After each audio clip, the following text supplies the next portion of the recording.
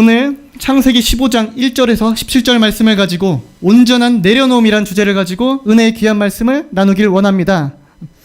요즘 젊은 친구들이 인스타그램이라는 걸 하는데요. 혹시 아시는 분들이 있을까요? 미니홈피 같은 건데요. 미니홈피 같은 거에 자기의 여행 간 사진이나 자기의 맛집에 간 사진을 찍어 올리면서 서로 이렇게 부러워하기도 하고 자랑하기도 하는 그런 어떤 인터넷 사이트입니다. 근데 거기서 어떤 초등학생들이 좀 희한한 글을 올리기 시작했습니다. 본인의 프로필을 설정하는데요. 거기에 본인이 부유한 집에 사나 봐요. 그래서 본인의 아파트 이름을 먼저 쓰고 그 뒤에 본인의 이름을 씁니다. 예를 들어서 트리마제 권순호, 한남 더힐 권순호라고 합니다. 그러니까 댓글에 사람들의 반응이 재밌더라고요. 아, 이 친구들 가만 보니까 30살 되고 직장 취업하고 더 나이 들면 이름이 이렇게 바뀌겠구나. 연세대, 삼성전자, 임원, 트리마제, 권순호 이렇게까지 바뀌겠구나 하면서 그걸 좀 비꼬더라고요. 그런 걸 보면서 전 느꼈습니다. 이 땅에 우리가 집에서 사는 게 매우 중요하지만 이 집이 본인의 명예와 본인의 어떠한 남들에게 자랑하고 싶은 그런 가치가 되었구나. 또 동시에 그만큼 우리에게 집이라는 곳이 매우 중요하다는 사실을 한번 다시 생각해 보게 되었습니다. 그런데 이 평안한 집, 자기의 재산이 되는 집, 자기의 모든 가족과 친족을 버리고 예수님의 말씀, 하나님의 말씀을 따라 본인의 집을 내려두고 여행을 떠난 그 인물이 있습니다. 오늘의 주인공 아브라함입니다. 네 본토 친척 아비집을 떠나 내가 지시할 땅으로 가라. 그때 아브라함은 본토 친척 아비집을 떠나기는 했지만 그는 여전히 친척을 온전히 떠나지는 않았습니다. 조카 롯을 계속 데리고 다닌 겁니다. 그에게 조카 롯은 단순히 친척이 아니었습니다. 친척 이상의 존재. 왜냐하면 본인이 아들이 없었기 때문에 아들과 같이 정말 신뢰하고 사랑하고 자신의 상속자가 되리라고 예상한 인물이 롯이기 때문입니다. 그래서 하나님이 이 롯을 통해서 우리의 재산을 많게 하고 상속을 많게 하고 별들과 같이 자손을 많게 하겠구나 라는 그런 기대를 가지고 롯과 함께 몇 년째 오랜 기간을 함께 다닌 것입니다. 하나님을 믿고 있었지만 하나님의 뜻과 다른 아브라함은 오해를 하고 있었습니다. 바로 그 오해는 아브라함이 직접 태에서 낳은 자손이 주님께서 허락하신 자손이었다는 사실입니다. 그렇기 때문에 아브라함과 롯은 더 이상 같이 다니면 안 됐습니다. 그러자 어느 순간부터 롯의 종들과 목자들과 아브라함의 목자들이 서로 싸움판이 나기 시작했습니다. 여기서 그냥 단순히 싸운 거였으면 그냥 누가 중재를 하거나 재판을 열어서 끝내면 됐었습니다. 그런데 이렇게 두 민족이 함께 다니다가 갈라질 정도면 이것은 집단과 집단 간의 유혈 사태에 준할 정도의 상황이거나 전쟁의 직전의 상황임을 뜻합니다. 왜냐하면 이들의 목자는 양떼가 몇백이요 소떼가 몇백이기 때문에 단순히 진짜 몇백 명의 목자들, 몇십 명의 목자들이 있었습니다. 이들의 싸움은 결코 가벼운 싸움은 아니었고 즉 그들은 같이 갈 수 없음을 의미했습니다. 그래서 유명한 고백처럼 아브라함은 롯, 네가 좌로 하면 내가 우로 갈 것이요 네가 우로 가면 내가 좌로 가리라 말하면서 유명한 고백을 합니다. 왜냐? 아브라함은 믿음이 있었습니다. 하나님이 너는 복의 근원이 될지라 라고 말씀하신 부분에 아브라함이 좌로 가면 좌가 복이 될 것이고 북으로 가면 북이 복이 될 것이고 하로 가면 하가 복이 될 것이기 때문에 아브라함은 전혀 손해볼 게 없는 이야기였습니다. 그렇게 롯과 갈라진 다음에 떠나보내고 본인은 다 내려놓은 줄 알았는데요. 아브라함은 곧바로 또 다른 상속 후보자를 찾아냅니다. 2절에 보시면 나는 자식이 없사오니 나의 상속자는 이 다메섹 사람 엘리에셀이니이다.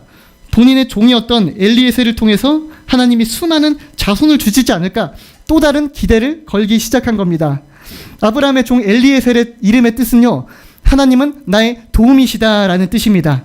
그 이름에 걸맞게 엘리에셀은 하나님의 도움처럼 아브라함을 돕고 신뢰할 만한 종이었습니다. 그래서 훗날 이삭의 아내 리브가를 찾게 될 때에도 이 종 엘리에셀을 시켜서 그 리브가를 찾아오게 시킬 정도로 그는 신임을 받고 있는 그런 종이었습니다. 그때 여호와 하나님께서 4절에 말씀하시기를 그 사람이 네 상속자가 아니라 내 몸에선 날짜가 상속자가 되리라 하시고 이 말씀을 통해 아브라함이 또다시 후보자를 잘못 정했음을 이야기합니다. 나는 너에게 진짜 친아들을 줄 건데 그 종은 너의 상속자가 아니야. 라고 하나님께서 다시금 그 약속을 확증하시는 것입니다. 하나님의 특성은요, 하나님의 성품은요, 약속하신 바를 확증하시고 확증하십니다. 그에 따라 도립교회에 대한 비전의 언약에 대해 20년 전에도 목사님의 꿈과 이상에 쫓아와서 말씀하시고, 그리고 20년이 지난 지금도 저의 꿈과 여러분의 꿈과 우리의 마음판을 향해 그 도립 비전이 이루어질 거란 것, 그 언약은 유효하다는 것을 반복해서 확증하여 주시는 줄 믿습니다. 이를 통해서 알 수 있는 것은요, 아브라함이 아무리 자기의 뜻이 옳은 것을 찾았다 하더라도 주님께서 그것이 아니라고 생각하시면 다 끊어내셨다는 것입니다. 이것을 1단계 수동적 내려놓음이라고 부릅니다. 이것도 내려놓은 건 맞아요. 이런 과정과 시행착오가 저와 여러분의 삶에 있다고 해서 이것이 우리가 가짜라는 걸 의미하진 않습니다. 왜냐하면 이런 시행착오를 통해서 하나님의 뜻이 이것이었구나, 내 뜻은 주님의 뜻과 달랐구나 라는 것을 차근차근 하나씩 알아갈 수가 있기 때문에 이 과정은 우리에게 굉장히 필요한 과정입니다. 그래서 우리가 포기하지 않았다면 어떤 과정을 통해서도 주님은 우리의 삶을 추적하기 시작하십니다. 쫓아오시고 우리의 잘못된 욕망과 이상과 우리의 계획이 주님의 뜻과 다르다면 그 좌우의 날선 양날검 같이 아주 예리하신 주님의 말씀으로 우리를 도려내시기 시작합니다. 그 과정이 때론 아플 때가 있어요. 그래서 여러분의 마음이 아프시다면요, 그건 주님께서 여러분을 많이 사랑하시고 계시고 여러분의 삶을 추적하시고 여러분을 귀한 그릇으로 만드셔서 도립교회의 큰 비전의 일꾼으로 쓰시기 위한 줄을 믿습니다. 그래서요, 이렇게 쭉 내려가다 보면 이제 2단계로 들어가 다 내려놨다는 착각에 대해 살펴보고자 합니다. 이를 위해서 아브라함의 아내였던 사라를 한번 주목해보고 싶습니다. 창세기 16장 3절에 보면 아브라함의 아내 사레가 그 여종 애굽 사람 하갈을 데려다가 그 남편 아브라함에게 첩으로 준 때는 아브라함이 가나안 땅에 거주한 지 10년 후였더라. 이 말은요, 사라가 최대 그 이집트 땅에서 나와 가나안 땅에 들어간 이후로 10년 정도는 고민을 했다는 뜻입니다. 아무리 노력을 해도 아이가 생기지가 않는데 나이는 계속 먹어가고 확률적으로 남자와 여자가 60대, 70대, 80대에 가까워질수록 아이를 낳을 가능성은 현저하게 줄어듭니다. 그래서 걱정이 된 나머지 그 당시의 풍습이었던 여종을 통해 아이를 낳게 하는 전략을 고민합니다. 그런데 말입니다, 사라가 이걸 절대 하고 싶지 않았던 것으로 보입니다. 여주인으로 굉장히 굴욕적인 일이거든요. 아브라함 일족의 본인이 족장의 아내인데 지위가 가장 높은데 하갈이 임신한 순간 자신의 지위에 대해서 뭔가 불안해지고 그 하갈이 자신을 업신여기고 멸시하게 되지 않을까 고민이 되었던 것입니다. 그러나 10년의 시간이 지나며 그녀도 결국 그 고민을 내려놓고 하갈을 남편에게 데려갑니다. 문제는 바로 발생합니다. 창세기 16장 4절을 보면요, 아브라함이 하갈과 동침하였더니 하갈이 임신함에 그가 자기의 임신함을 알고 그의 여주인을 멸시한지라. 아이가 미처 나오기도 전에 하갈은 임신을 하자마자 사레를 멸시하기 시작합니다. 굉장히 우리가 우려했던 대로 된 겁니다. 사레는 분명 그 당시 본인이 내려놓았다고 생각을 했습니다. 하나님의 뜻을 이루기 위해서 나는 나의 생각을 내려놓고 내 지위와 멸시받을 것을 각오했다고 그는 결심을 했습니다. 근데 이는 내려놓았다는 착각입니다. 왜냐하면 하나님의 방법과 때를 기다리지 않고 앞섰기 때문입니다. 내려놓은 것 같지만 이건 진짜 내려놓음은 아닙니다.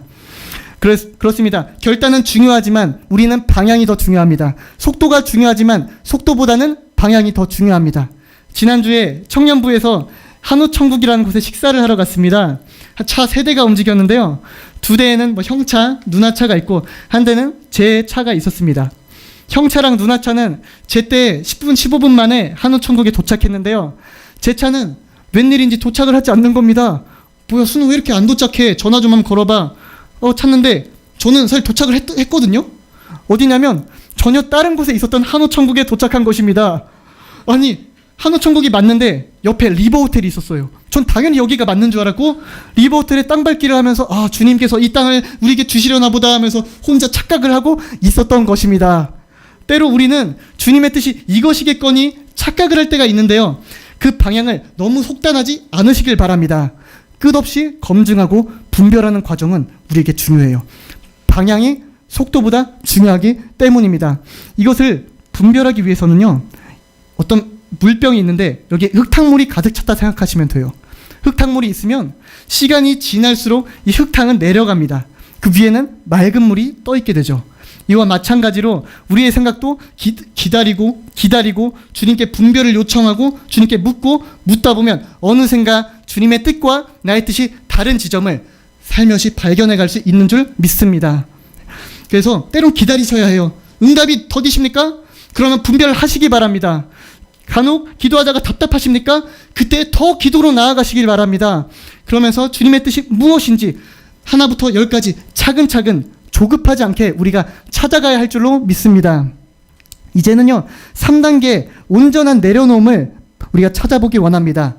하나님은 아브라함에게 3년 된 암염소와 3년 된 암소와 3년 된 순양을 가져오라 하십니다. 아브라함은 그 제물들을 각각 반으로 쪼개서 마주보게 만듭니다. 이 쪼개는 과정을 히브리어로는 카라트, 자르다라는 뜻으로 쓰는데요. 또한 카라트는 동의어로 뭔가를 맺다라는 뜻이 있습니다. 언약을 맺다, 약속을 맺다.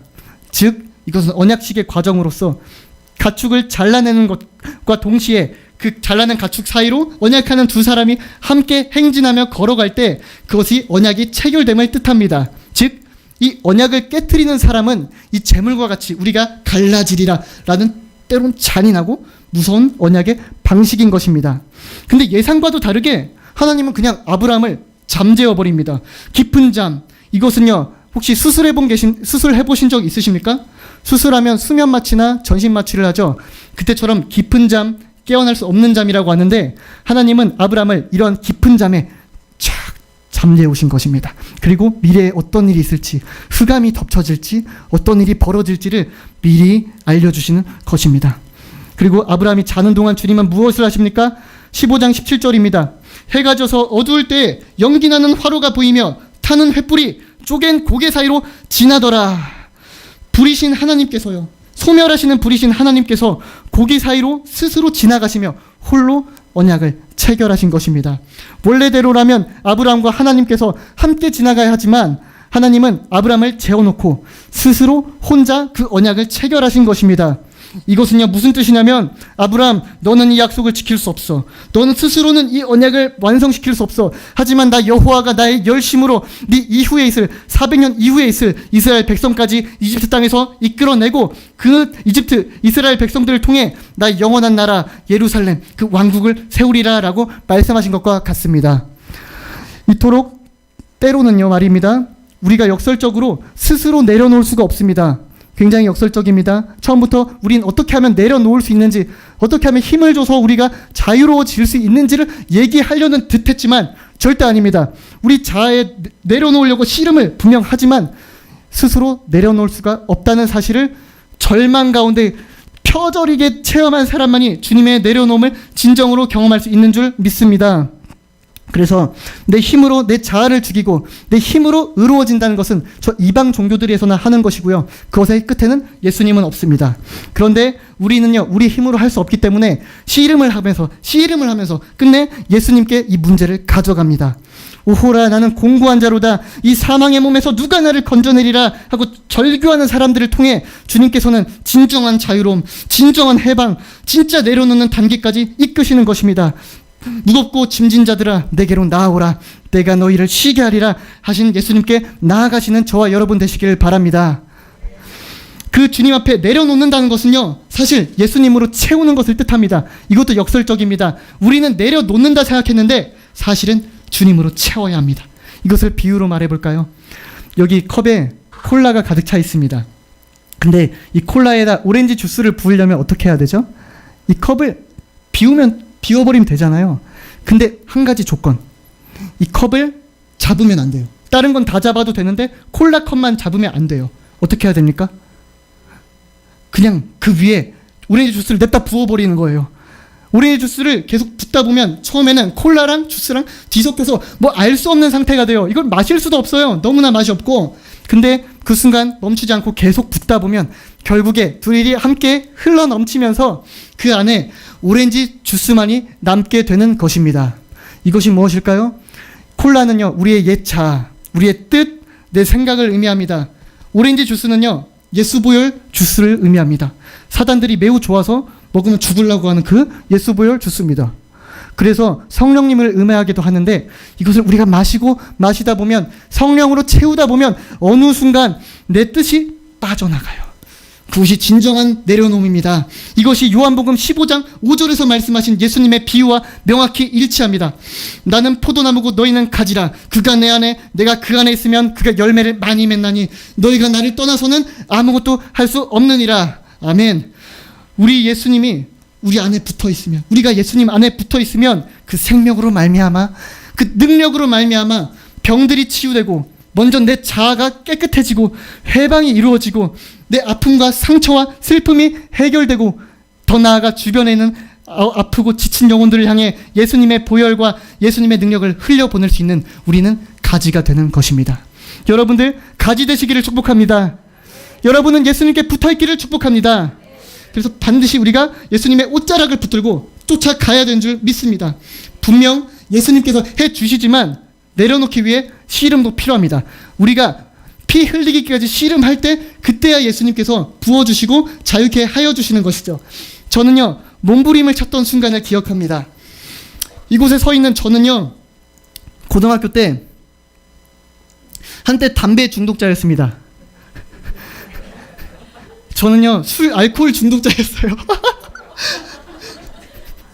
그렇게 안 생겼잖아요. 순하게 생겨가지고 무슨 알코올 중독이에요. 근데 그때는 또 순했어요. 더 귀엽겠죠? 근데 그 속에 인생을 망가뜨리려고 하는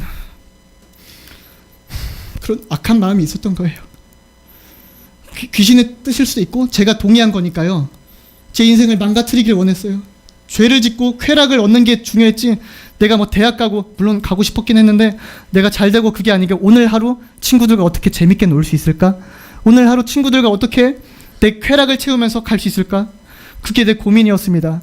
매일 아침 담배를 피고 학교에 가고요. 끝나고 아파트 사이에 들어가면 빈 공간이 있어요. 거기서 꼭 담배를 꼭 펴야 됐어요. 가장 꼭 펴야 되는 순간은 집에 가기 전에 집 앞 정자에서 담배를 피는 순간입니다. 그때가 가장 달콤했어요. 그리고 친구들한테는 항상 술을 좀 사다 줄 수 있겠니? 그래서 술을 먹는 게 좀 PC방 가는 것보다 무엇보다도 즐거웠습니다. 내 완악한, 내 비천한, 비련한 내 인생을 잊어버리고 그냥 그 순간 재밌을 수 있으니까. 그게 저의 인생이었습니다. 그게 저의 인생이었습니다. 저희 폐는 썩어갔고 우리 어머니의 마음도 썩어갔습니다.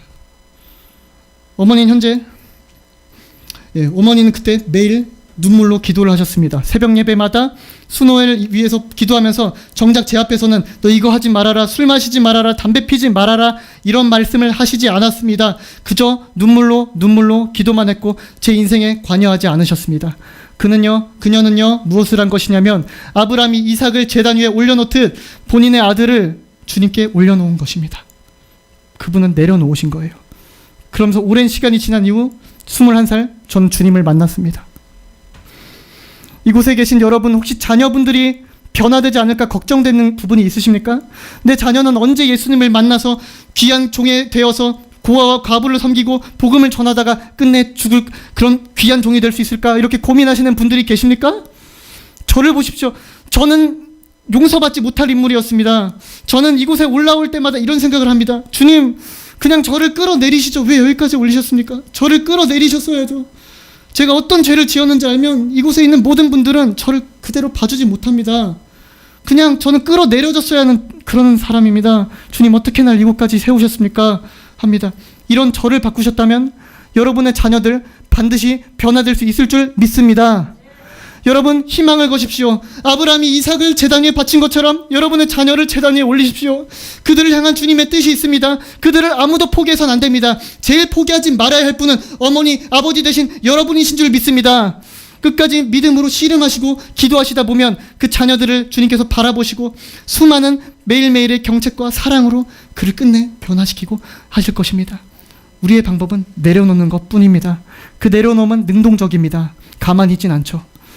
그렇습니다. 분명 도리교회는 세계에서 가장 큰 교회이고 가장 큰 권세와 재력과 많은 인기가 다 있을 것입니다. 주님께서요 여러분의 뿔을요 진짜로 높여주실 거예요. 진짜 여러분이 재력가가 되실 것이고 선교국장이 되실 것이고 진짜 뭐 어떤 원하는 대단한 사람이 될 수 있는 걸로 저는 확신해요. 근데 그 과정에서 말입니다. 악마들은 끊임없이 우리의 욕망을 부추길 겁니다. 너 음란한 짓 해. 너 음란한 거 좋아하잖아. 음란한 짓 해. 라고 우리를 부추길 것이고, 너 교만해져. 너 눈에 뭐 보이잖아. 손에 무슨 능력이 나타나잖아. 교만해지라 할 것입니다. 페라리, BMW 좋은 차를 타고 다니는 여러분을 보면서, 그래 네가 얼마나 믿음이 좋았으면 이렇게 좋은 차를 하나님께서 주셨겠어. 너 있잖아 대단한 사람이 된 것 같아. 세계에서 너를 모르는 사람이 없어. 너 엄청 대단하지. 라고 교만을 부추길 것입니다. 사람을 배신하는 사람이라고 존재라고 사람들은 말하는데요, 제가 봤을 땐 아닙니다. 해석을 달리합니다. 사람은 끊임없이 배신하라고 부추김을 받는 존재입니다. 저도 그렇고 이곳에 있는 모든 분들은 주님을 배신하라고 악한 영들이 끊임없이 부추기고 있음을 알고 계셔야 합니다. 그렇기 때문에 우리는 끊임없이 조심해야 되고요, 매일매일 자신을 내려놔야 되고요. 좋은 차 타셔도 됩니다. 근데 우리 마음은 거기 가 있으면 안 돼요. 우리가 좋은 지위에 올라도 돼요. 선교국장 돼도 돼요. 목사, 권사 다 돼도 돼요. 근데 우리 마음은 거기 가 있으면 안 됩니다. 내가 위로 올라가야지, 내가 더 잘 돼야지, 그런 거에 마음이 가 있으면 안 됩니다. 우리 마음은 오로지 잃어버린 한 영혼에 가 있어야 될 줄 믿습니다.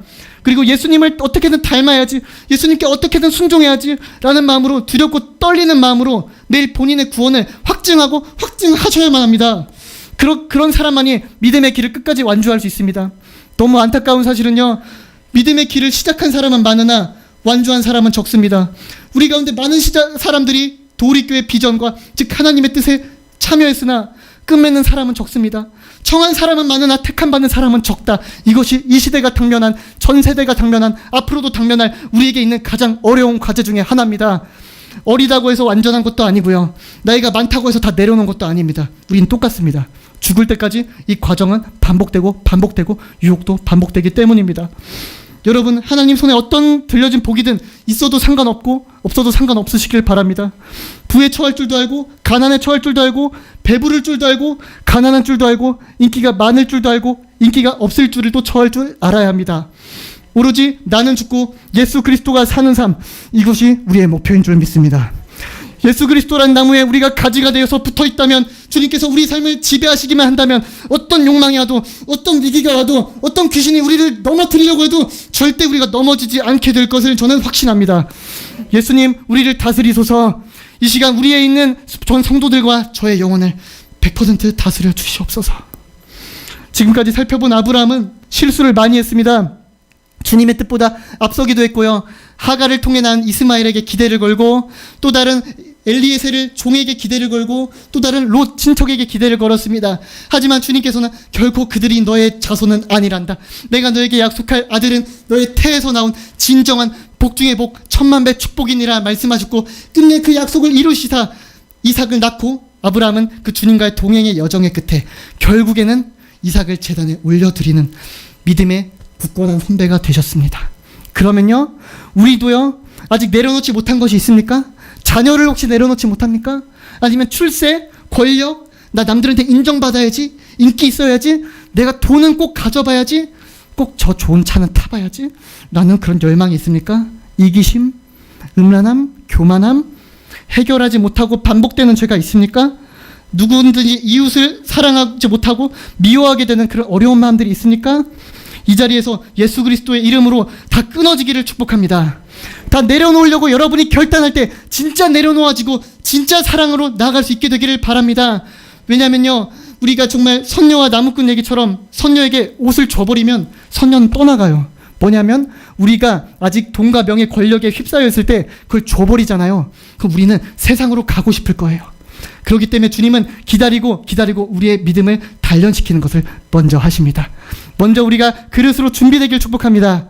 우리가 먼저 주님의 그릇 되길 원합니다. 정결하고 아름다운 그릇이 되어서 천만배 축복을 부어주셔도, 어떠한 복을 부어주셔도, 전 세계 열방에 다니는 선교사가 되고 우리 교회 중요한 일꾼들 되어도 항상 저는 아무것도 아닙니다, 주님께서 하셨습니다, 저는 원래 끌어내려져야 했습니다, 저는 더럽습니다 라고 고백하면서 예수님의 이름만을 높이시고 예수님의 사랑만을 자랑하시고 전 세계에 다니시면서 예수님의 대리자, 작은 예수로 살아가시는 저와 여러분 되시길 주님의 이름으로 축복합니다. 기도하시겠습니다.